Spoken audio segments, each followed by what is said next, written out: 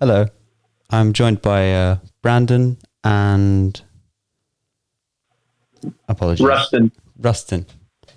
And Brandon and Rustyn. Rustyn runs an art community, I believe, on Instagram. Is that right? Yeah, it's not just on Instagram. We're on multiple platforms, but yeah, Instagram is. We have a pretty big presence on there. Yeah, you do. You've got around 6,000 followers, I believe. Yeah, and we also have a chat where we all just share our art and discuss our projects. Awesome. Nice. I noticed a lot of your art is following the same vein of attaching glitchy effects to photographs. Yeah, I think that's more of a coincidence. Right. But yeah, that's true. We have a lot of different influences, different different glitch influences. Yeah, we're pretty attracted to kind of what's new and on the horizon. Nice. As far as art goes. It gives me a very... Do you know Altered Carbon or Blade Runner? Yeah, I watched the Blade Runner movie. I couldn't get through the original one, but I watched the newest one. Right. I haven't seen either Blade Runner, but I understand the concept art behind it, and your art gives me a very strong similar feeling, the art in the group as well as your individual art, because you're both artists. Yeah. I noticed on Brandon's page, he has also drawn art in real life using a pen. Yeah, mixed media, really. I mean, paint, pen, crayon, whatever I can get my hands on, to be honest. Nice. Yeah, it's very abstract as well, which is similar to your digital work. Yeah. I always been a fan of abstract art. Just kind of evokes more feeling for me than something that's, plain to see. I like to leave things a little open to mystery. Nice. Yeah, I definitely get that feeling. There's one I'm looking at right now where it's got a red border around the edge. It's from 18th July and it's brilliant. It reminds me a bit of Dali's work, Salvador Dali, where it's got a little pair of eyes. It's got all sorts mixed in there. What sort of inspired you to create an art with all these different objects inside? Well, here's the thing, man. That's kind of my influence is just from being in my head all the time. I kind of just lock in and just start messing with stuff that wherever my mind kind of takes me at the time. Whether it's the music I'm listening to or the feelings I'm going through or whatever, I just kind of go with the flow. I never really set out with too much direction. I kind of just wing it the whole time. Right. I was wondering that because you've got an edit of a photo where it's in a park and the shadow has been edited to look like little squares. And yeah, that's my best friend. He's doing a headstand there. Oh, I didn't know. I thought it was a statue. No, that's my best friend. He's doing a headstand. Awesome. Right. So I didn't realize you actually took that photo yourself also. Do you take a lot of photos and then edit them? Yeah. I mean, it just, I'll either take that or fragments of other things. I'll take my own work, that I've drawn and chop it up, throw it together. I like to mix a lot of different sources. Nice. Yeah, I can see that. You've got Marilyn Monroe. You've got the Mona Lisa. Yeah, I did that this morning. Nice. How long does it usually take for a project to go through? Because they're so cool. Well, it really just depends. Some pieces that are more simple can take 15 or 20 minutes. Some days you can ask Rustyn. I mean, I'm just creating all day and I'll come up with a couple of pieces for him. So anywhere from a few minutes to a couple of hours. Wow. Nice. Yeah, I guess it depends. And even a work that might look simple on the outside, and simple doesn't mean bad. A piece of work that looks simple could have taken you 5 or 6 hours. Certainly. There's a really nice piece that I noticed where you've got little 2 elephants. It looks like a row of blue trees, and then these fractal patterns, and then a black border around the edge. It's from around the 8th of January. Yeah, that one took a minute. That was a lot of effects and a lot of messing around with, Nice. a couple of different techniques and whatnot, and blending and a lot of color adjust. Was that based off of a photo? Yeah, that's it was an album cover I had by a really low. They don't have a huge following, but they're a band I grew up with. They're called Sleeping at Last, and that was one of their early album covers. Nice. So you're really able to, like you said earlier, diversify all of these places, like album covers, photos of your own, photos of other people, paintings, ancient paintings. Yeah, I like I said, I like a lot of different things, and I've always had broad interests, so I try to pull from all of that whenever I can and not make it look muddy or, unorganized. Try to find some cohesive strand to weave everything together. Nice. Yeah, I definitely get that sense. I've never thought that your art looks muddy at all. It gives me a bit of the sort of visuals that you see in films of acid effects and characters that are on LSD. Oh yeah, there's a big one of my influences as well. Oh, nice. Yeah. So yeah, I won't lie there. I understand. Is that is substance use legal there? Because I'm in England at the moment. Oh hell no, it's not legal. Nice. Yeah. Well, I think it should be, personally. It allows such great art to be created. Apple was created because of acid, apparently. Yeah, I believe it.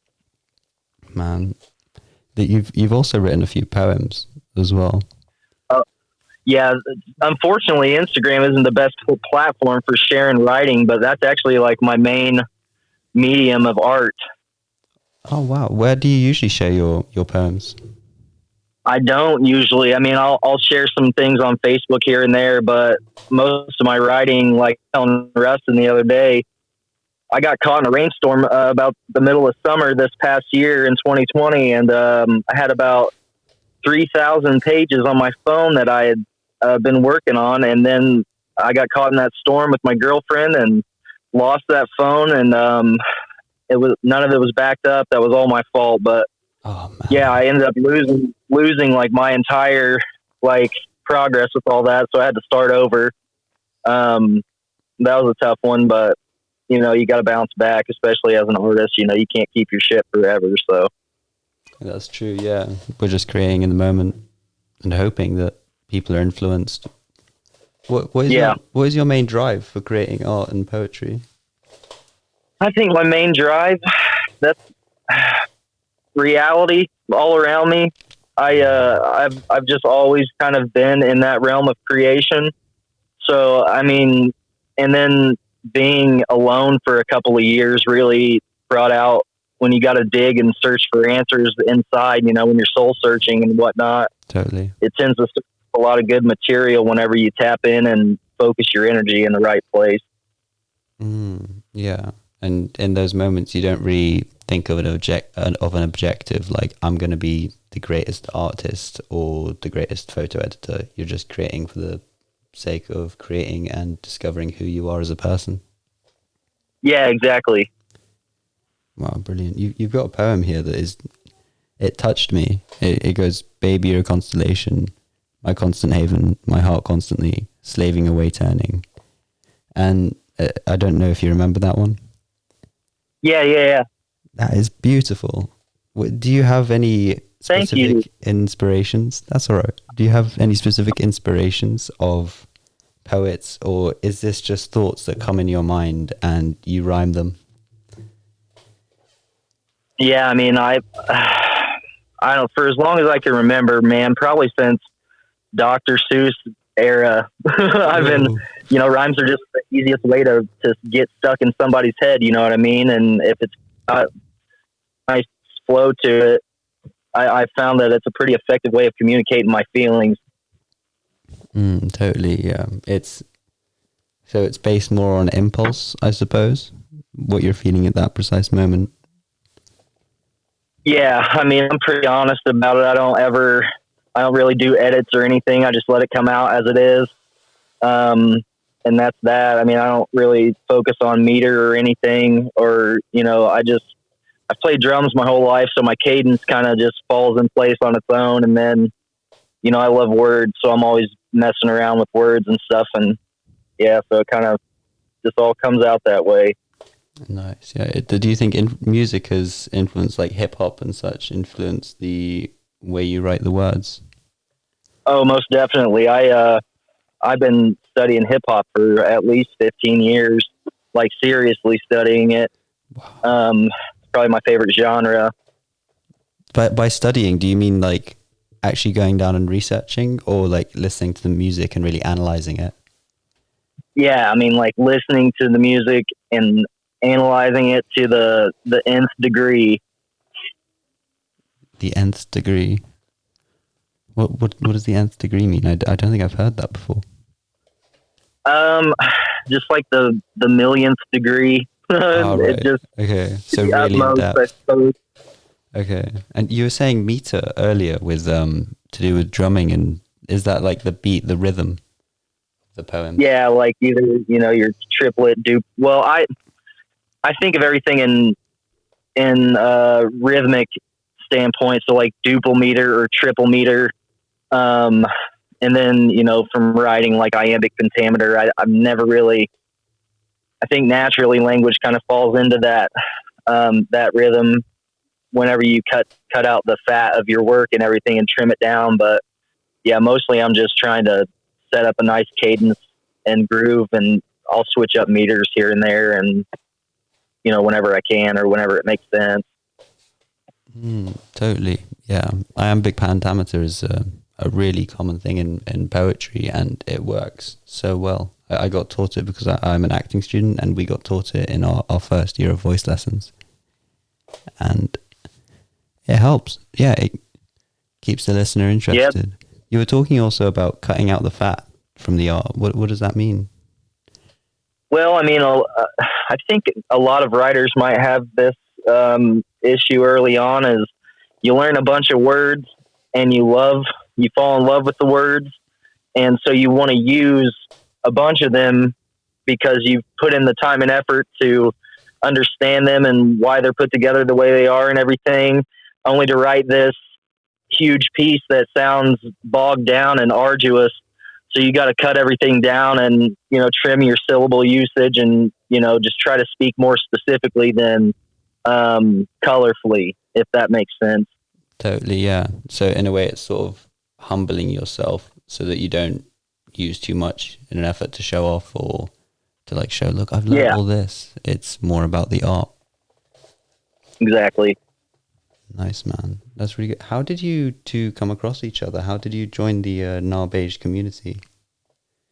Well, that's kind of interesting because I had this piece that I had worked on. It was kind of a piece of writing, but also a piece of visual art. It was a bunch of scrambled up letters that I had arranged in an awkward shape, and I had posted it on a word lovers group on Facebook, and they accused me of trolling them. But there was a message right in the comments before I got booted off that said gnarbeige. And I clicked on it, and it brought me to Rustyn's group. So I emailed them and said, hey, it was recommended to me on on a page I was following that I should look you guys up. So I did, and Rustyn loved my stuff, and the whole gnarbeige group, they really got my feet off the ground with all this and inspired me to start presenting my work and showing it off and everything.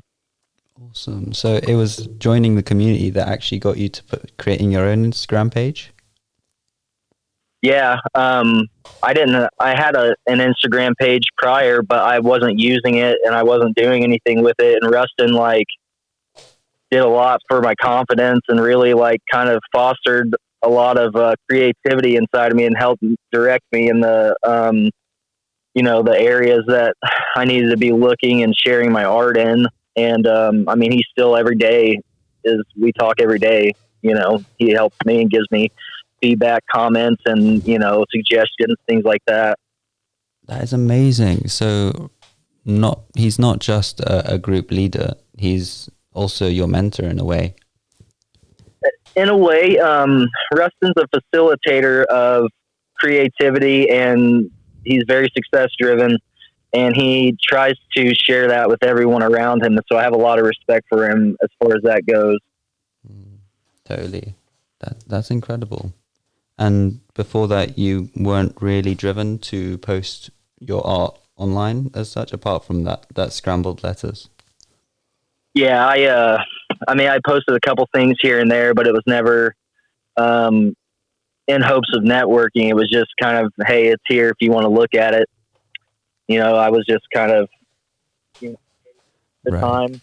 So joining the gnarbeige community, Rustyn's community, was able to sort of organize that and point that towards the audience that you wanted it to be pointed towards. Yep. And just being involved with NAR too. I mean, Rustyn's given me a role in the group as a moderator, and I help him with scouting and things like that too. So I mean, he's given me not only a means to or the inspiration to create, but also like to give a way to give back to the community that helped me get to where I'm at. Right. For sure. So he's helped you through all that. And yeah, he really has. Amazing. It's funny the way you said that you found him by just a comment of the name gnarbeige. It sounds like something that a cult would use, or not saying that your group is a cult, but the way that it's just like a little message in the universe, just a little gnarbeige, and it's taken you on this whole new path. It doesn't need extra. Yeah, it's pretty crazy. For sure. Rustyn, are you still there? Yeah. Is that how you often find new people to join your community? By leaving a little comment such as gnarbeige, which is how you found it's it's about half and half. A lot of people will shouldn't say a lot of people, a fair amount of people will kind of get what gnarbeige is about, mm-hmm. and message saying that they're interested in just being a part of it. And there's like multiple ways they can be a part of it, and it could be just as simple as just being a part of a chat. There's levels there, but then a lot of the times I'll just be on the internet and I'll see people that I feel are very talented artists and authentic people, and I'll get interested in just making a connection, and I'll share the community with them. Awesome. Right. And usually through conversation. Have you ever seen yourself as a mentor? Because Brandon said that you weren't a mentor, but a facilitator for people to be able to share their art to a specific audience. Do you see yourself in that way, or are you just doing what you're doing? I think we get into a situation where everybody's a mentor, and it may start off as me mentoring or like giving ideas and suggestions, and I think that gives other people to do the same. I think it's the rapport that people have with each other. Nobody takes anything personally, and it's about experimentation and how can we evolve as artists, because we're and see what happens if we do this, see what happens if we do that. Does it produce something intriguing? Is it something that we've never seen before? You know, we're always trying to push our limits and explore new territories. Right. So you're constantly bouncing these ideas back and forth in hopes to create something new and original. Yeah, and you know, Brandon has given me a lot of ideas and pushed me in new directions too. So it goes both ways. True. It's, you know, I may have a role of being somebody that that people you know, ask questions or seek advice, but I'm not always the best person, you know, for the advice or for the questions, and that's kind of why we have a community in the first place. Is, you know, to share resources, knowledge, and to inspire each other. Amazing. So depending on what skill you have, you can help someone in the community. So if someone's asking more towards glitchy art and photo editing, they might go to Brandon. Whereas if they're thinking more about going into patterns or memes, they'll go to you. Yeah, it just depends on, you know, I may have some insight, but I may know someone else who has some insight, because the all these genres of art are so vast that the more different perspectives that you can gather in one place to feed somebody information for them to get started, the better. Because a lot of barriers to making art is not knowing what tools are available and not knowing how to use those tools and not knowing where to look for inspiration. So being able to get people all of that information in one place gives them a head start and helps them, you know, jumpstart their creative process. Right. So yeah, you as a group help each other and guide each other not only towards specific audiences, but also where you're creating your art from. Have you ever found that there are negative influences within art? So like something that may... I mean, there are all... sorry, carry on. I mean, there's always somebody who thinks their ideas are the most important, but that doesn't necessarily have to be negative. It kind of becomes negative when people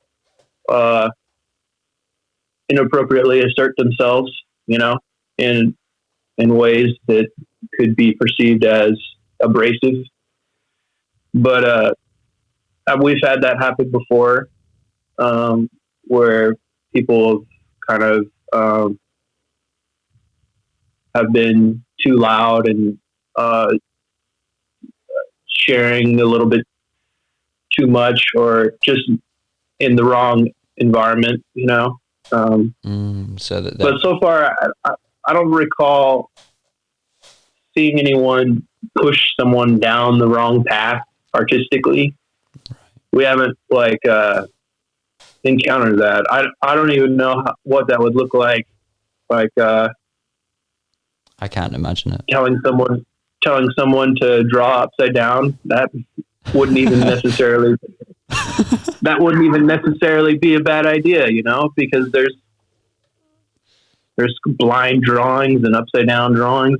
I think it's hard to quantify what the wrong path is in terms of advice. I mean, there could be professional advice that could be damaging. I think that's why it's important to have people in the community that have been successful or have had success in their art career,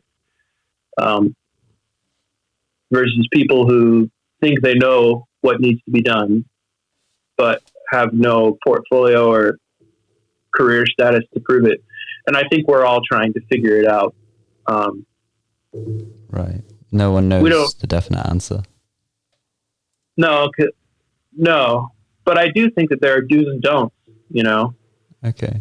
and we're figuring that out too. I suppose, because like beyond just being an art community, we also want to be like a professional platform that can systematically jumpstart, advance, and help people in their careers in the right way, in a way that not guarantees, but is conducive for long-term success. right. Yeah, it's not a short term, we're going to get a bunch of followers right now and not really think too much about the future. It's really driven to help these people share their art to the most amount of people that they can. Yeah, Brilliant. absolutely. Find their target audience. Find what's called organic, genuine followers versus hollow followers. A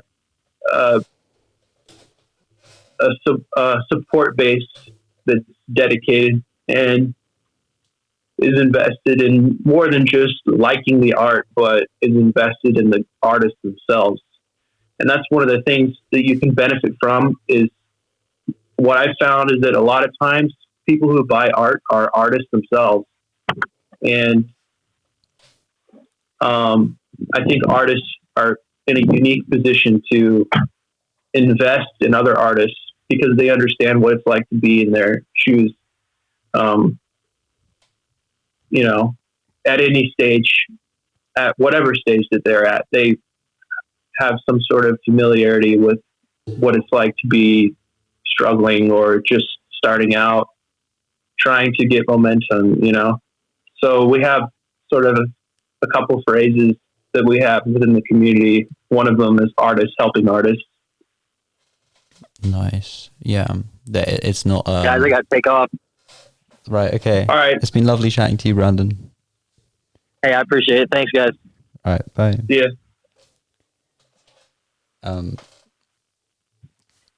Yeah, sorry, you were saying. Yeah. Just the notion that even within the community there you can get support for your art. Yeah, totally. And you mentioned that there were phrases within the group. Are those? Yeah, like artists helping artists. Yeah. Are those? Because oftentimes it's easier for artists to see the value and to see the beauty of another person's work, or to empathize with where they are at in their career. Right. Yeah, it helps you emphasize as an artist with the people that you're helping. Yeah.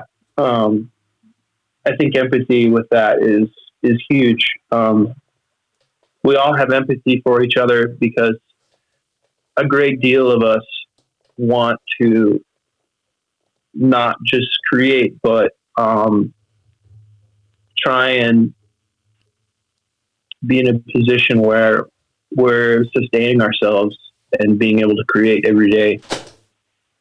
Right.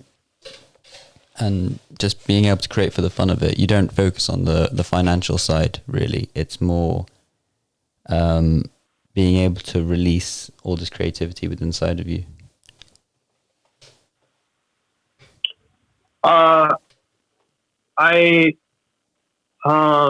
I focused on the financial side a little bit. Okay. Which is reasonable in nowadays when money is a necessity.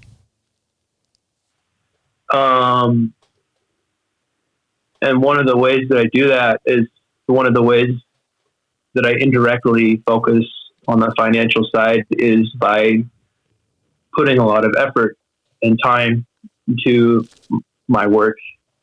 Whereas before I would stream of consciousness sort of just make art, and some of it was not my best work, and some of it led to good stuff.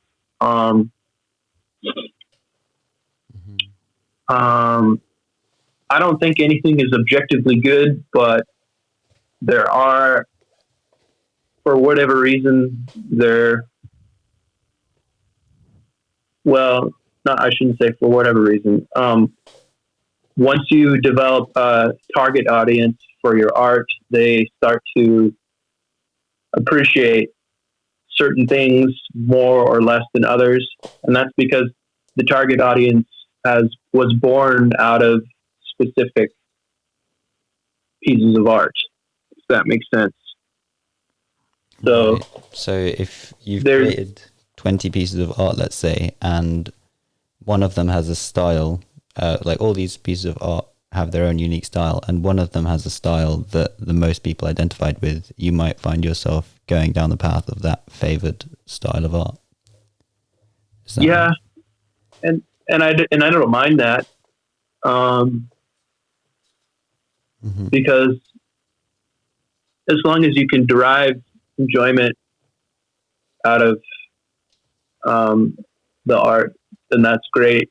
But if you're catering to the masses and you don't enjoy that style of art, well, you kind of dug yourself into a hole because you formed your target audience based off of that style of art. And you might have to figure out how to work in a new segment of your follower base that's built, that's geared toward whatever style of art that you want to make, and that's right. Totally. I guess that's the reality of the situation. Of course, yeah. If you're creating a painting a week of something that you really don't enjoy, it could lead to a lot of upset mental issues. Like there are YouTubers out there who put on a facade at first, and then because people love that facade, they stick with it, and it really damages the psyche to be throwing something out there as a creator that doesn't resonate with what you enjoy creating. Yeah, it can create a lot of distress. Totally, yeah. Fortunately, you go to the comedy club, is it? I noticed on your page it was a workshop exercise with 4 people where you're doing a position on stage. Are you a comedian also? No, I did improv comedy for a while. I don't do it as much anymore. Wow, nice. But that was a fun, unique experience. I think maybe I'll get back into it later. Totally. Improv comedy, because I've done a bit with my university for acting. Improv comedy is so beautiful. It is almost one of the more pure ways of just showing humanity. Maybe it's tribal, but it's really just in that moment. There's no, kind of like a podcast, there's no time to just sort of think, okay, I'll edit that bit of the photo later. It's all right there. It's pure. It's you. There's no mask. And do you find that your work as a comedian has reflected onto your work as an artist at all? Yeah. Well, I do think that there's a lot of structure and foundational rules to improv comedy that allow the free-flowing creativity to happen unhindered. Right. You're not supposed to deny people in a scene.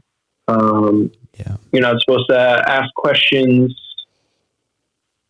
Oh, really? There are certain things. There That's a can new be one to leading me. questions. A leading There can be question. leading questions. Okay. Yeah, but it's just kind of like the idea that you might ask a question and that might put somebody in their head, and Mm, right. denying somebody's offer could break the cohesiveness of the scene. Totally. Um, Yeah. it could just stop the scene entirely. Well, okay, you're not. You said no to my offer. Okay, what are we supposed to do from here? Like 100%. so. Yeah. Like you run into a scene and you come in and you're, I don't know, let's say you're a sous chef and the other actor in the scene is a chef, and you run in saying, "Hey, I've got this new quinoa butter," and you're making a joke about veganism or something like that, and they say, "Oh, actually, we're cooking with steaks tonight," and there was this whole preparation, the other actor's throwing himself in, and then it's like, bam, the segment is shut down. No quinoa butter. Yeah, And yeah, exactly, with the exactly. with the asking questions, that's a very interesting one because I've never heard of that one myself, but it makes so much sense. As an actor, you have to focus on the person opposite you. You can't be thinking about how I'm performing, how I'm doing this, what am I going to say. It's just what is it that I can do to impact the person opposite me. And what would you do instead of a question? What sort of things would you say? Well, you can have leading questions. A lot of it is there's other things called character, or the acronym is CROW: Mm-hmm. character, relationship, objective, and then where. So a lot of, part of the scene is making it real for the audience by following these instructions. You want to kind of make it clear what kind of character you have. It adds color, and it's helpful for people to know, and it's helpful for the banter if it's very apparent to both the audience and the actors on stage what relationship you have. And then the objective can uh, sort of guide the scene, and the where, of course, is another thing that might influence the improviser's ability to make a joke or use uh, imaginary props that might be in the setting, or just it gives them more versatility and ability to color and to make a more interesting um, scene. Totally. Yeah, if you've got a chef and a sous chef in a kitchen, it'll be a totally different scene to a chef and a sous chef in the safari hunting for Yeah, meat. but that even could be really interesting too, and Mm, that's yeah, part of it is um, being able to paint that and what that and imagine what that would be like, and going with that and not judging. yeah, totally. A huge part of it is not judging whether it's your own actions or the other person's, because the second you do that, you're back inside of yourself. You're thinking. Yeah, and there's all types of I can't remember what they are, but there's all types of different they call them like personality types for that each improviser sort of has at the beginning of, and just it's basically like what they tend to do more often than not. One of those is the pirate. So the pirate is somebody who might be the wild card, who might have a tendency to have a huge presence, in the scene and come in with something like, "Hey, we're in the safari and we're chefs." You know, might come in and throw something out of left field. And then there's people like the robot that are really good at reinforcing structure to the scene, and play an integral role of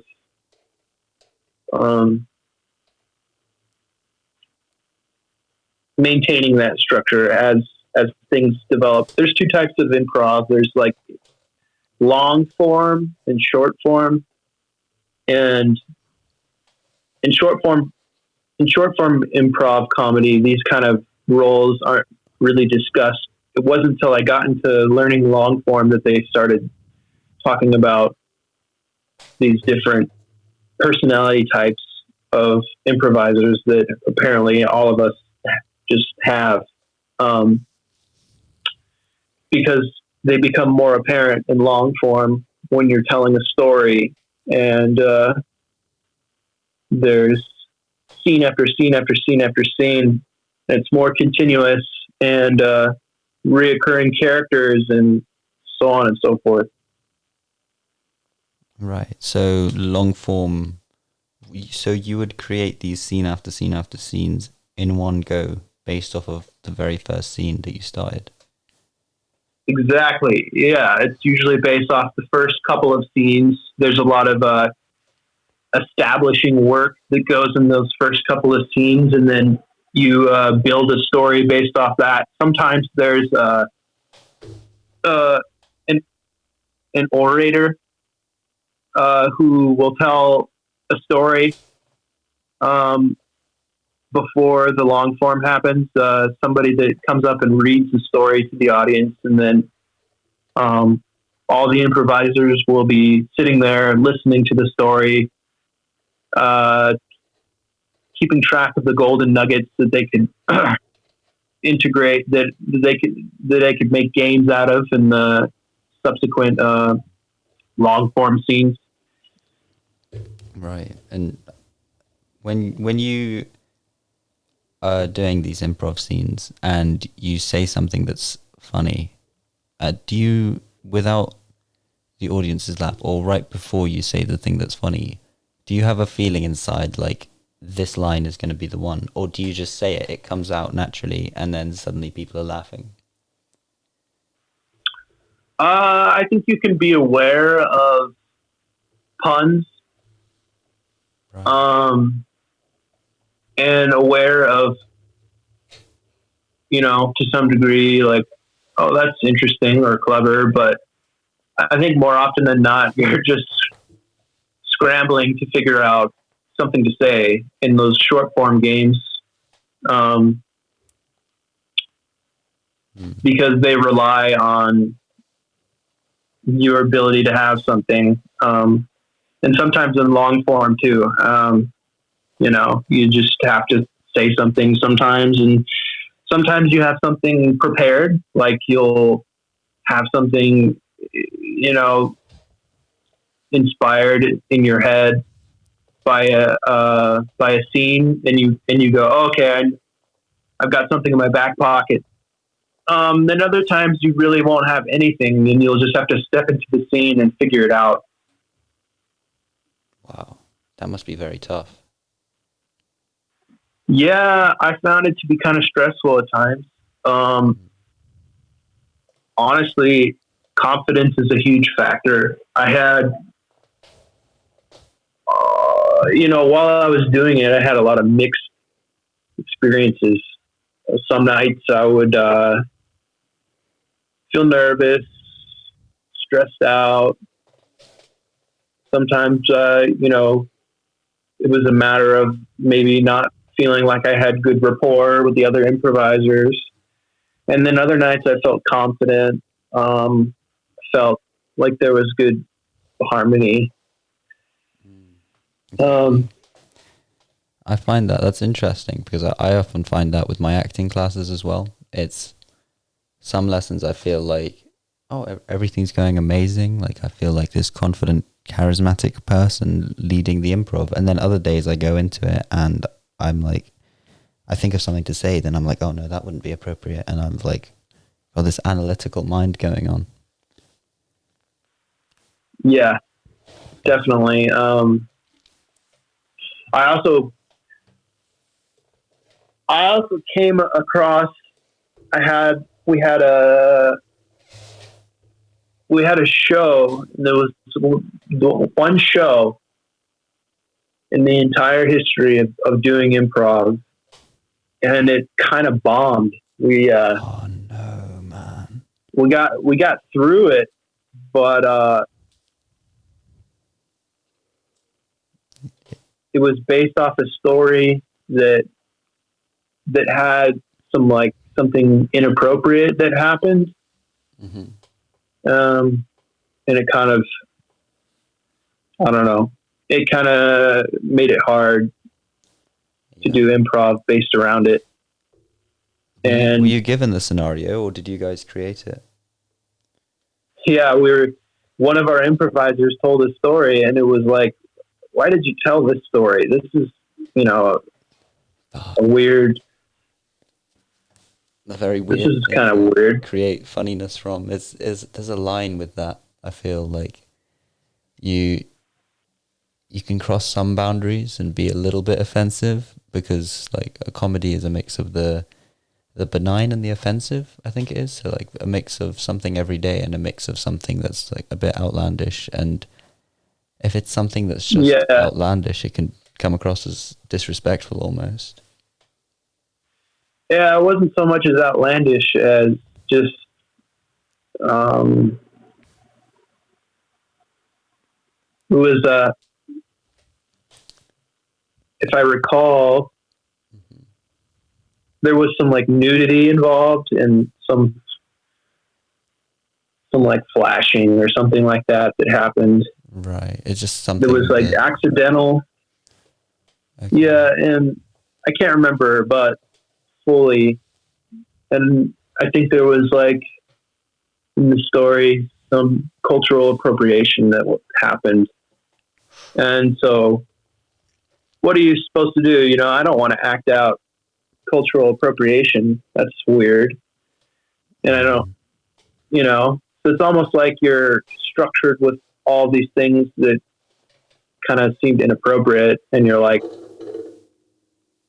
okay, of course. You're supposed to do improv based off the story, but you're kind of stuck with these scenarios that, don't taste very good.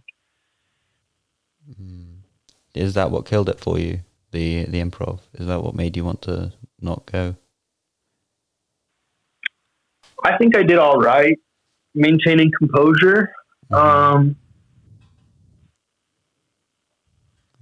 it's difficult when you're in that in that position on stage, and it's like to be able to make others laugh, you've got to be totally relaxed, and you're on stage and you're delivering these lines one after the other, and you're like, oh come on, somewhere there's got to be a laugh, and then when it doesn't arrive, it's just you feel sort of depressed and maybe a bit disappointed in yourself. This is my personal experience, and that sort of develops into having nerves on stage, which then means that you're not relaxed enough to be funny and be creative in a creative mindset. Yeah. I mean, a lot of it is the team too. We all somehow needed to figure out how to react to that story and build something off it. But I think it was really hard not to judge it as inappropriate. And I do think that there are just, some do's and don'ts. And I really don't know. Totally. Do you think if you went back to the comedy club, you'd sort of ask the instructor if they gave you a scenario like that again, like asking if they could change it, or like maybe just rework it a bit to avoid a situation like that happening again? Yeah, I don't know. I Mm. I went back and did some more improv after that last spring. I just think it was just one of those things that happened, and, you know, Of course, there's it nothing was you a can do good about it. It's done now. it was a good experience. Our teacher got really upset over it, and Oh, man. she took it. I don't know. She took it hard. I tried to console her, and Of it was course. fine. But I'm glad I had that experience. Um, you're used to everything working out, and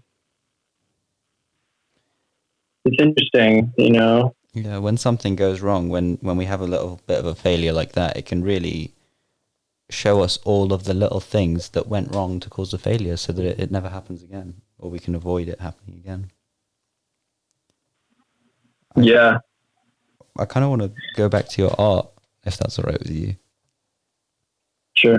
You have uh an edit of Mr. Potato Head with Wednesday Addams and another lady inside of Mr. Potato Head's glove. I don't know if you remember this. It's from. Yeah. I'm huge about, like, I love symbolism and metaphors in pieces. Were there any metaphors within the Mr. Potato Head Wednesday Addams combination, or were you just having fun?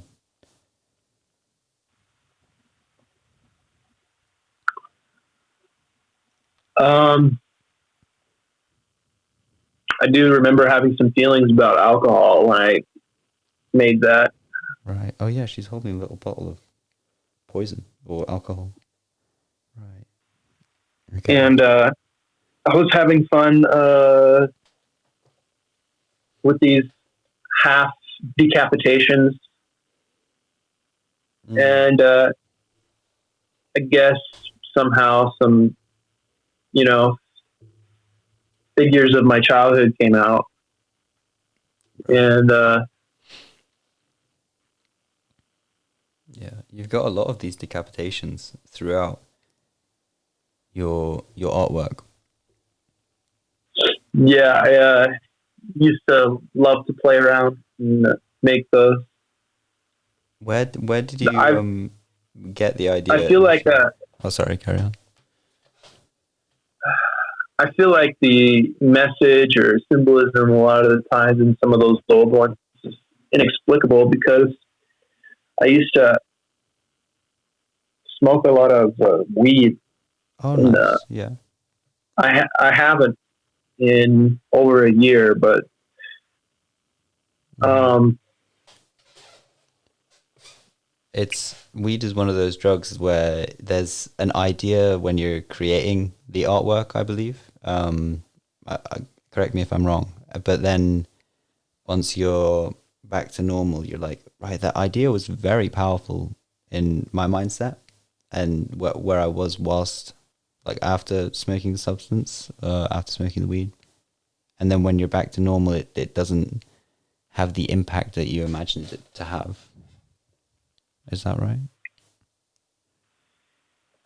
yeah, to some extent, Okay. I think that I think the way that you feel about it changes, Mm-hmm. and I think that there are kind of like reasons why you're doing things, but they're less. You're not as conscious of them. You know, they're not as in the forefront of your mind. You're just they're kind of in the background. Whereas if you're sober, you can you have a different level of awareness. I think your awareness is different Mm. when you're high on marijuana. Um, Totally, yeah.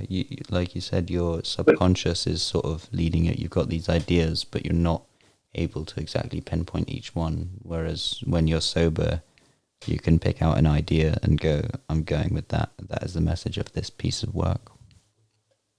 yes, It's more like on a subconscious level. But then I do have some collages with words.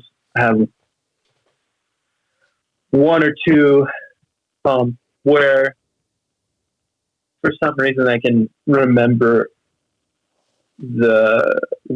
what I felt and what I was thinking when I was making it, even though I was high, because the words sort of trigger a memory trace, and so it's a little different. Right, of course. You've got one that's got like a dude with his head like snapped backwards, like so his head's at a 180, and then it says "always be looking forward." That's a nice one. That's a good one. It's a good nugget of wisdom. I was trying to be cheeky with that. It comes across. It's good. Yeah. I like it. I was thinking, I wonder if like the meaning is like, if you're always looking forward, then your head's a bit backwards because you're not focusing on the present. That's like the sort of message I got from it. Yeah. I don't know if... And also, I was trying to just make fun of aphorisms and just little commercial phrases, things that people say. Right. Just programmed responses. I feel like there's a lot of things that people say to try and motivate others that aren't exactly they're said without any thought behind them, Of course, like someone's really struggling with after a day at the office where they didn't really get what they wanted done, and someone just goes, "Oh, keep your head up." Like, yeah, but there's exactly. It kind of puts you. It's a bit dismissive in a way, and I think it's impersonal. Yes, yeah, totally, it is. I think weed is good at finding those little things in society and rebelling and being like, that's a bit silly. But you're not mocking them directly by saying, stop fucking doing that, you asshole. You're like putting this clever meme out there that spreads awareness, spreads a message. Yeah, exactly. Nice. You've done. It's hard for me. It's hard for me to like overtly criticize things. I'm more like to display things that are a little bit open-ended and still subtly might make a criticism, but it's not readily apparent, and it's like satire, Yes, totally. Yeah, it's like an episode of South Park. Although South Park are a bit more specific. Yeah, you're pointing out these little things without offending anyone specific. Like no one could directly point at it and say you're mocking something that I do. It's just an idea. And I also feel like a lot of rebels like denounce things and try to put them in a position where they feel right and they're trying to make the others wrong. And, that's not really what I'm trying to do or anything like that. Mm-hmm. I'm just kind of presenting an idea, and that there's no right thing to say, Of course. Yeah. You're just spreading an idea, you're creating art, and spreading it with the world. Incredible. Yeah. Your most recent works are really nice. They're like patterns and shapes. Yeah, if you look at some of them, there's also optical illusions. Oh, I see it. The wavy one is getting me. That's weird. Nice. Did you create those? And then the one in the cylinder, the cylindrical room in the other room. I'm trying to get it more into op art. Pop art? get back to my mathematical roots. Oh, nice. Sorry, did you say pop art? Or... Like OP, optic. Oh, right, optical illusion. I see it. Yeah, when you zoom out of that image and zoom back in, it completely changes the image. It's got like this sort of like diamond shape in the center when you're far away. Then when you're close, it's the cylindrical room. I don't suppose you know how that works with the human mind. Yeah, with the cylindrical room, I was with the optical illusion. I'm more referring to like the very back circle and how there's a bulge, and that has to do with the line work. That has to do with the way the way the checkers I think increase in size and sort of decrease as you go towards the border. It kind of creates this bulge effect. Right, I see it. And you can switch your mind as well to think it's bulging out towards me or it's bulging away from me as well. Yeah. That's nice. Yeah, exactly. What sort of software? You can sort of predict that. You can sort of predict that because you can think of how a three-dimensional object would look if you looked at it. And if you looked at a sphere that was checkered that way, that's how it would look. The checkers would, as you approach the north and south poles,